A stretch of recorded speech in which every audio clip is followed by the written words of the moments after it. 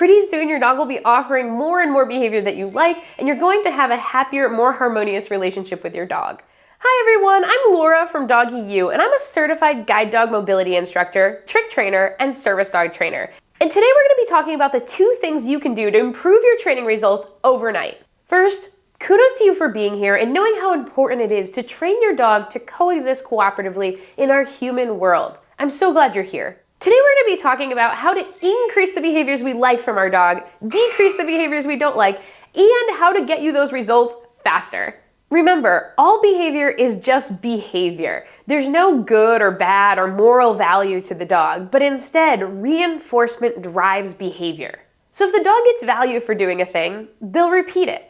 So if your dog likes attention, praise, food, toys, access to the yard, we can use those things to send a message to our dog that they're doing an awesome job and to repeat whatever it is they just did. So our goal is to make sure that the dog is getting value for the things we'd like them to repeat. And that's what we're going to talk about today. How to get a better behaved dog, reduce conflict in the home, and get faster training results with these 2 simple concepts. Before we get started, I just want to mention that your dog decides what they find valuable or reinforcing. Many people want their dogs to just work for praise or a pet, but some dogs don't like those things or find them valuable for reinforcement.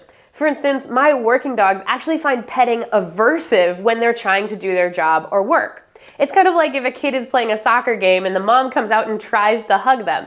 They're like, time and place, not appropriate. The same goes for a lot of working dogs.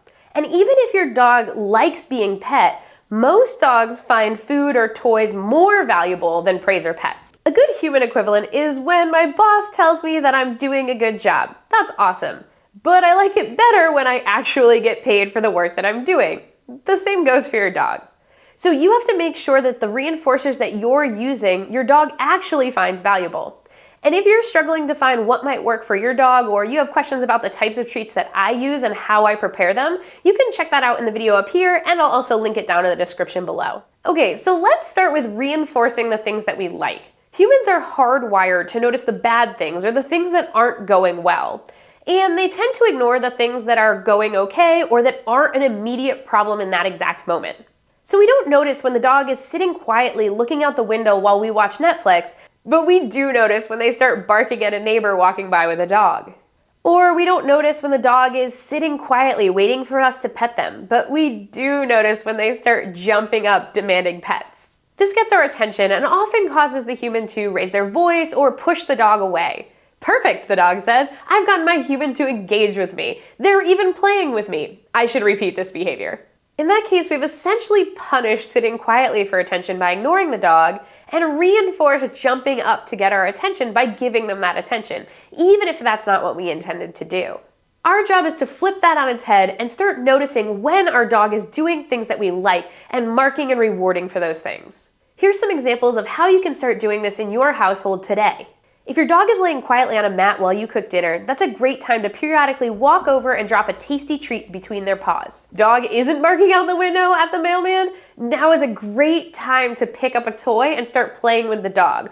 We want them to think, quietly observing the mailman? Game on, we get to play. We want to notice these things before they become a problem and not after. When I'm out walking my dog and my dog doesn't bark back at a dog that's barking at him from 20 feet away, that's a great time to throw a cookie scatter on the ground or to initiate some personal play. The reward doesn't necessarily have to be food, but for a lot of behaviors, it's the quickest and easiest way for us to reinforce behavior we like and then get on with our day. You can also use life rewards, like getting to go outside. So if your dog is waiting patiently for you to open the door, you open the door, the dog gets to go out, now they've been reinforced for waiting patiently. So what does that look like in practice? I like to have little jars of non-perishable treats in the rooms that I mostly hang out with my dog or at doorways. When I see my dog doing something I like, I can mark it with a yes, walk over to the jar, grab them a treat, and reinforce that behavior. The same goes for when I'm out on a walk. I always bring my treat pouch with me, and that way I can reinforce behavior I like if we're walking down the bike path and a bike comes whizzing by and the dog doesn't chase it, I can go ahead and mark that with a yes and reward. And if you want to learn more about why you should use markers and how to use them, you can check that out in this video up here, and I'll link it down below. Any behavior I reinforce, the dog will do more of. And the more I notice behaviors I like and reinforce them, the more good behavior I'll get out of my dog. It's a wonderful cycle to get into. And if you found this video helpful so far, you can reinforce me by going down and booping that like button. Cool if Jake and I would be so grateful. So let's talk about tip number 2. The other thing that will greatly increase your training success is making the right thing easy and the wrong thing hard. When it's easy for your dog to make the right decision, your training will go much more quickly and reduce frustration for both you and the dog. A good human example is with young kids. We don't leave knives all over the floor and wait for the kid to cut themselves with it so they learn not to play with knives. Instead, we manage their environment by putting the knives away and putting out appropriate toys that aren't going to annoy the adults. We help them make good choices until they're mature enough to make good choices on their own. We do the same thing with puppies by creating puppy-safe spaces like crates or exercise pens where the puppy can't get into trouble by chewing on slippers or cords. We can do the exact same thing by setting our dogs up for success in our training. My goal is always to reduce conflict between humans and dogs coexisting in the household, and I also want to reduce conflict in training. I don't want to wait for the dog to make a mistake and then correct them, but instead I want to show them what I want from the beginning, reinforce them for it, and help them make good choices. I want to set them up for success by making the right thing easy and the wrong thing hard. So let's look at that in a training context.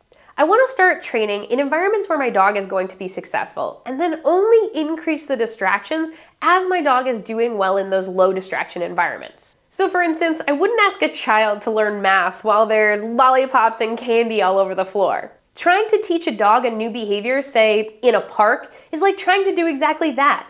There's so many good sniffs out in the park, it's hard to pay attention. Instead, I start all new behavior in my house, and then slowly move to progressively harder environments, like in my driveway, then to the yard, and then only once I can do the behavior 95% of the time in these locations do I take them to more distracting environments, like the park. But even at the park, I might start training with simply asking for eye contact in the car. Then practice my cues in the parking lot before I bring them onto the grass to train. And I always up the value of my reinforcement when I'm upping the difficulty of the distraction. I also make the right thing easy and the wrong thing hard by using management strategies to increase my likelihood of success. So for example, if your dog jumps on people when they come in the door, I'm not going to leave my dog loose when I know visitors are coming over because I know the likely outcome is that dog's gonna jump on them. Instead, I'll leash them up or use a baby gate when people come in, so I have a higher chance of success and can work on them keeping 4 on the floor without giving them the option to jump on the person.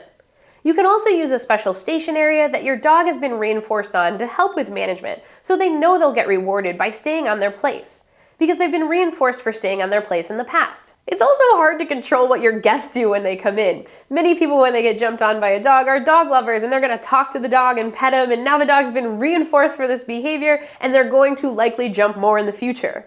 Using a leash, gate, or platform away from the door not only sets the dog up for success, it also makes sure your guests don't inadvertently reinforce the wrong behavior. Once your dog can do it behind a baby gate or on a leash, I can have them drag the leash and reinforce 4 on the floor before giving them the freedom to greet guests appropriately. This also works great for more complex training. I'm teaching Whip the name of different things so that she can fetch my medication on cue, even around distractions. To do this, I make it easy for her to make the right choice until she's had lots of reps to get it right. So here I'm making it easy to retrieve the medication because the other items aren't in her immediate picture. As she's successful, I slowly bring the other objects closer until she's still selecting the right item, even with the distractions of her favorite toys. There's so many ways that we can help our dog make good decisions by making the right thing easy and the wrong thing hard, and then slowly increasing the distraction level. So remember, we can help our dogs be successful by making it easy for them to make good choices and then reinforcing those choices and seeking out opportunities to reward generously for things that we like. I hope you found this helpful, and let me know down in the comments below what you're doing to help your dog make good choices. And if you need a little extra help with your training, check out the DoggyU community at patreon.com/DoggyU, where you can get your questions answered in our monthly live stream, as well as see my unedited training content, where you'll see how I handle things when they don't go according to plan. Be sure to boop that like button and subscribe to the channel. Hit that little bell button so you get notified anytime a new video comes out. And if you like this video, you'll probably like this one too, so make sure you click on it. You have an awesome day and happy training.